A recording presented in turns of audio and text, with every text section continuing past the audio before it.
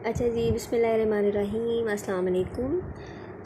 आज जो टॉपिक हम डिस्कस करने लगे हैं वो बड़ा ही बोरिंग सा टॉपिक है वैसे तो। History of formulation of cell theory, क्योंकि इस टाइप के जो टॉपिक्स होते हैं ना उसमें एक्चुअली कोई कंसेप्ट तो होना नहीं होता, उसमें नेम याद रखने होते हैं, डेट्स याद रखनी होती हैं, जी किसी ने क्या कहा, क्यों हुआ, किस तरह हुआ। तो आमतौर पर जब हम ये वाला टॉपिक देखते हैं ना, history of formulation of cell theory, हम इससे भागते हैं सारे। और जब हम भी पढ़ते थे तो हम कहते थे यार ये क्या टॉपिक है ना, ये इसको किस तरह याद रखना है, और ये कितना अजीब सा है ना कि इतने मुश्किल, इतने सारे नाम, ओ माय गॉड। तो बंदा जो है ना वो सुन के ही, देख के ही जो है ना घबरा जाता है।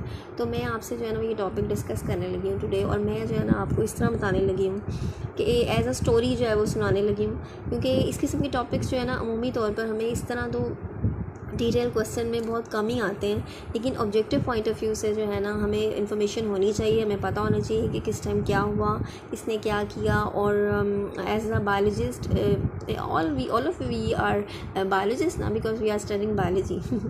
सो we should know many things, many main जो डिस्कवरीज़ हुई और जो सेल थ्योरी के बारे में जो बातें हुई वो हमें पता होनी चाहिए। ऑब्जेक्टिव पॉइंट ऑफ व्यू से हमें बहुत सी इन्फॉर्मेशन होनी चाहिए जो इस टॉपिक के अंदर मौजूद है। So let me start with ancient Greeks.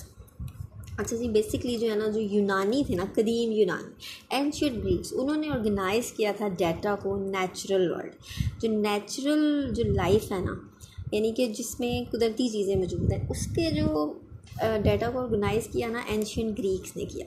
ठीक है, उसमें सबसे पहला नाम आ जाता है अरिस्टोटल। ठीक है, अरिस्टोटल। अच्छा जी, अरिस्टोटल ने क्या किया, उन्होंने आइडिया प्रेजेंट किया that all animals and plants are somehow related. Aristotle ने क्या हमें ये बताया कि सब जो एनिमल्स एंड प्लांट्स हैं ना, वो कहीं ना कहीं किसी न किसी वजह की वजह से ना आपस में रिलेट करते हैं। कोई वजह है जो उनको आपस में, उनका लिंक है, आपस में एक जैसी है उनकी। ठीक है, अरस्तु ने जो है ना, अरिस्टोटल ने ये बात कर दी सबसे पहले। ठीक है, इस आइडिया ने क्या किया, एक क्वेश्चन अराइज़ किया। वो क्वेश्चन क्या था, is there a fundamental unit of structure shared by all organism. कि सारी जो ऑर्गेनिज्म है, जो जानदार है, क्या स्ट्रक्चर का एक बुनियादी यूनिट शेयर करते हैं, क्या हर किसी का एक ही जैसा होता है। ये क्वेश्चन अराइज हो गया जी अरस्तु की बात से। अरिस्टोटल ने कह दिया कि प्लांट्स और एनिमल्स रिलेट करते हैं, तो इससे ये हुआ कि क्या सब ऑर्गेनिज्म का फंडामेंटल यूनिट एक ही है। तो क्या हुआ, इससे पहले बिफोर यूज़ ऑफ माइक्रोस्कोप जो है ना, जब तक नहीं इन्वेंट हुई, जब तक नहीं बनी, वो उससे पहले जो है ना, लोग इस बारे में सर्टेन नहीं थे, उनको कोई यकीन ही नहीं था कि आया वाकई जो है वो सारे ऑर्गेनिज्म सेम फंडामेंटल यूनिट जो है वो शेयर करते हैं कि नहीं करते।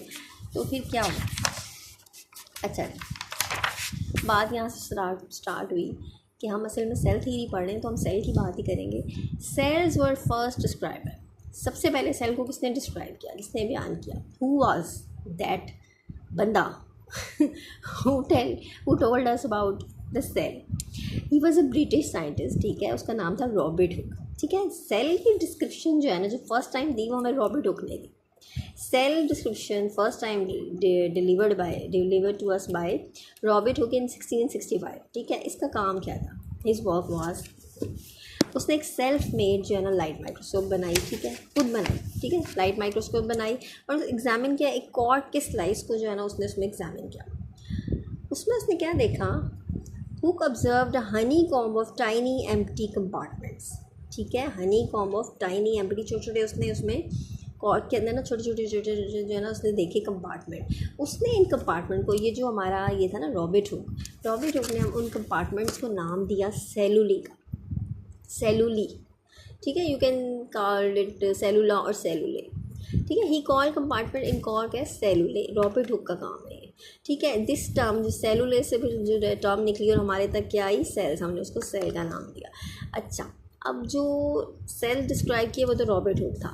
फर्स्ट लिविंग सेल्स, यानी कि जिंदा सेल, जो जान, यानी कि सांस, यानी कि जो एक जानदार थे, जिंदा थे, लिविंग सेल्स किसने ऑब्जर्व किए, कुछ सालों बाद जो है ना, एक डच नेचुरलिस्ट था जिसका नाम ही बड़ा अजीब सा था, एंटोनी वैन लीओवेनहोक। ठीक है, एंटोनी, ये एंटीना से निकला है एंटोनी वैन।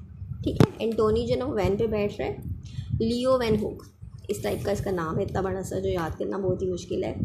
तो मैं उसको रिलेट करी हूँ एंटीना से और वैन से। सो एंटोनी वैन लियो वैन हुक ने क्या किया, उसने जो है ना फर्स्ट लिविंग सेल्स ऑब्जर्व की। अब उसने लिविंग सेल्स कहाँ देखी, where he observed tiny organisms from pond water under his microscope and called them animalcules। ठीक है, अब यहाँ जो है ना उसने क्या किया, उसने जो है ना माइक्रोस्कोप के नीचे ऑब्जर्व किए पॉन्ड वाटर में, उसने जो है ना वो लिविंग सेल्स देखे। ठीक है, और उसको उसने नाम दिया एनिमलकुलेस। ठीक है, एनिमलकुलेस। अब for another century and half century, अब हुआ क्या, ये टर्म भी देख मिल गई, एनिमलकुलेस में मिल गई, लेकिन उसके बाद भी एक सेंचुरी पूरी गुजर गई, उसके बाद आधी गुजर गई, लेकिन किसी ने सेल की इंपॉर्टेंस को इतना अप्रिशिएट नहीं किया बायोलॉजिस्ट ने। उन्होंने इतनी तवज्जो नहीं दी, ध्यान नहीं दिया, उन्होंने कहा जो मर्ज़ी बोलते रहो।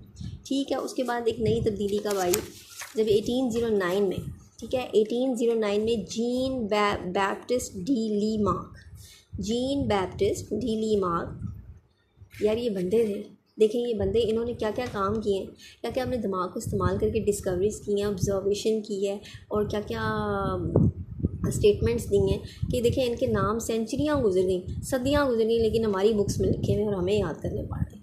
अल्लाह मियाँ हमें भी ऐसे ही अपना दिमाग इस्तेमाल करने की तौफीक अता फरमाए कि हम भी कुछ अच्छा करें, कोई डिस्कवरी करें यार, कोई रिसर्च करें, कोई फर्दर कोई तरक्की करें, कोई डेवलप हो इंशाल्लाह। अच्छा, Jean Baptiste de Lamarck ने क्या किया, उसने प्रपोज किया, उसने क्या स्टेटमेंट दी, nobody can have life if its parts are not cellular tissue और not form by cellular tissue. अब उसने क्या कह दिया, जीन बैप्टिस्ट ने क्या कहा, लीमार्क, you can say Lamarck is the easy word, Lamarck ने कहा भाई कि कोई भी लाइफ तब तक एग्जिस्ट नहीं कर सकती जब तक कि उसके जो हिस्से हैं वो सेलुलर टिश्यू या से मिलकर नहीं बने, यानी कि सेल से मिलकर नहीं बने। ठीक है ना, उसने भी यही बात कर दी जो पीछे हम सुनते आ रहे थे। ठीक हो गया। अब जी नेक्स्ट क्या हुआ, ठीक है नेक्स्ट जो है ना 1831 में फर्दर क्या हुआ, एक ब्रिटिश बॉटनिस्ट था रॉबर्ट ब्राउन, उसने डिस्कवर कर लिया जी न्यूक्लियस इन सेल्स। अब ये बड़ा इंपॉर्टेंट क्वेश्चन है कि who discover the nucleus in cell, British botanist Robert Brown in 1831। ठीक है, न्यूक्लियस, उसने सेल्स के अंदर न्यूक्लियस भी डिस्कवर कर लिया जी रॉबर्ट ब्राउन ने। ठीक हो गया। 1838 में फर्दर क्या हुआ, एक जर्मन बॉटनिस्ट थे मैथियस शेलीडेन कह सकते हैं कि स्केलीडेन कह सकते हैं, शेलीडेन अगर आप इसको बोलेंगे तो ये बड़ा इंपॉर्टेंट है, इसकी बड़ी इंपॉर्टेंस है सेल थ्योरी के अंदर। जर्मन बॉटनिस्ट ने इसने क्या किया, इसने प्लांट टिश्यू स्टडी की। ठीक है, प्लांट टिश्यूज़ की स्टडी इसने की और first statement of cell theory बनाई। प्लांट टिश्यू की स्टडी करके इसने फर्स्ट स्टेटमेंट दी सेल थ्योरी की, और वो स्टेटमेंट क्या थी, all plants are aggregates of individual cells which are fully independent. ये सब प्लांट्स जो हैं वो इंडिविजुअल सेल्स के गुच्छों से मिलके बने हैं, एग्रीगेट है, उनका मजमुआ है जो कि फुली इंडिपेंडेंट है, यानी कि एक दूसरे से इंडिपेंडेंट है। हर सेल जो है ना वो एक दूसरे पर डिपेंड नहीं करते, बल्कि अपना अपना सारों का निज़ाम है। ठीक है, उसने ये स्टेटमेंट दे दी हमारे किसने, मैथियस शेलीडेन ने। ओके, स्केलीडन कह सकते हैं, Schleiden. All plants are aggregates of individual cells which are fully independent. अच्छा, 1839 में क्या हुआ, 1839 में एक जर्मन जोलॉजिस्ट आ गए। पहले जर्मन बॉटनिस्ट आए थे मैथियस स्केलीडन, ठीक है, और फिर जर्मन जोलॉजिस्ट आ गए थियोडोर शिमॉन, इसको पढ़ेंगे आप। ठीक है, इन्होंने क्या किया, इन्होंने एनिमल स्टडी की, उन्होंने प्लांट स्टडी की थी। He reported that all animal tissue are also compose of individual cells. अब इन्होंने जो है ना वो एनिमल सेल्स के बारे में भी कह दिया कि सारे जो एनिमल टिश्यूज़ हैं वो भी इंडिविजुअल सेल से मिलकर बने। अब सेल थ्योरी की जो इनिशियल फॉर्म है ना वो इन दोनों की वजह से, इन दोनों की स्टेटमेंट जो है, इन दोनों का काम जो है वो सेल थ्योरी की इनिशियल फॉर्म लेके आया। स्केलीडन और शिमॉन ने जो है ना सेल थ्योरी की इनिशियल फॉर्म दी। 1855 में क्या हुआ, 1851 में एक जर्मन फिजिशियन रडोल्फ विर्चो का भी बड़ा नाम सेल थ्योरी के अंदर, इसकी भी बड़ी इंपॉर्टेंस है। इसने क्या कहा, रडोल्फ विर्चो ने propose an important extension of cell theory. ठीक है, he propose that all living cells arise from pre existing cells. अब इसने एक नई बात कर दी कि जितने भी सेल अराइज हो रहे हैं ना वो अपने पहले से मौजूद सेलों से ही बन रहे हैं। ठीक है, प्री एग्जिस्टिंग सेल जो है उन्हीं से नए सेल्स बन रहे हैं। इसकी रडोल्फ विर्चो है, इसका काम बड़ा इंपॉर्टेंट था, इसकी स्टेटमेंट बड़ी इंपॉर्टेंट थी। और ये जो है ना लैंग्वेज इसकी ये है कि ओमिनिस सेलुला ई सेलुला इज़ बाय रडोल्फ विर्चो। ठीक है, 1862 में क्या हुआ, लुइस पास्चर आ गए। लुइस पास्चर का नाम तो हमने अक्सर सुना है और आई थिंक ये आपको रिमेंबर हो। 1862 में जो है ना लुइस पास्चर आए, उन्होंने एक्सपेरिमेंटल प्रूफ दे दिया इनके आइडिया का कि हर जो सेल है वो प्री एग्जिस्टिंग सेल से बना है, जो कि रडोल्फ विर्चो ने दिया था। ठीक हो गया। अब ये उन्होंने एक्सपेरिमेंटल प्रूफ इसका दे दिया, ठीक हो गया। तो आहिस्ता आहिस्ता करते करते क्या हुआ, सेल थ्योरी बन गई, सेल थ्योरी हमारी वजूद में आ गई और cell theory is regarded as one of the most fundamental knowledge in biology. जाहिर है सेल थ्योरी की बहुत इंपॉर्टेंट है, सेल पे ही तो ज़िंदगी कायम है। बायोलॉजी में इसकी सेल थ्योरी की बहुत ज़्यादा इंपॉर्टेंस है, ठीक है। और इसकी initial presentation of cell theory by, अब ये याद रखिएगा, ये दो नाम बड़े इंपॉर्टेंट हैं, स्केलिडन और शिवॉन। शेलिडन भी कह सकते हैं, स्किलीडेन और शिवॉन जो है वो उन्होंने इनिशियल प्रेजेंटेशन दी सेल थ्योरी की। अब जो है ना सेल थ्योरी के 3 मेन प्रिंसिपल्स हैं, ठीक है। इसमें क्या प्रिंसिपल्स बने, all organisms are compared of one or more sales. ये तो हमको पता चल गया कि सारे ऑर्गेनिज्म एक या एक से ज़्यादा सेल से मिलकर बने हैं। Cells are the smallest living thing that the basic unit of organization of all organism. Smallest unit है, सबसे छोटा लिविंग थिंग है, जो बेसिक यूनिट है हमारी ऑर्गेनाइजेशन, सारे ऑर्गेनिजम्स की जो ऑर्गेनाइजेशन है उसका बेसिक यूनिट है, ठीक है। और cells arise only by division in previously existing cells, ठीक है। जो पहले से सेल मौजूद है उनसे ही अराइव होते हैं। ये 3 बेसिक जो है वो सेल थ्योरी की जो है वो हमारे पास वो हैं प्रिंसिपल्स हैं। अच्छा, इसमें एक चीज़ जो है आ जाती है, अब जैसे कि हमारी सेल थ्योरी तो ये कहती है कि every organism is made up of cell, लेकिन आपको पता है कुछ ऐसे ऑर्गेनिजम्स मौजूद हैं जिनको हम सब सेलुलर और ए सेलुलर पार्टिकल कह सकते हैं। और ये जो है ना वो हमारे जो जैसे कि क्लासिफिकेशन हुई हुई है ऑर्गेनिजम्स की 5 किंगडम्स में, उन किंगडम्स में ये शामिल नहीं है, ठीक है। उन ऑर्गेनिज्म में शामिल नहीं है, ये सेपरेट ही एक बनी हुई है इनका सिस्टम।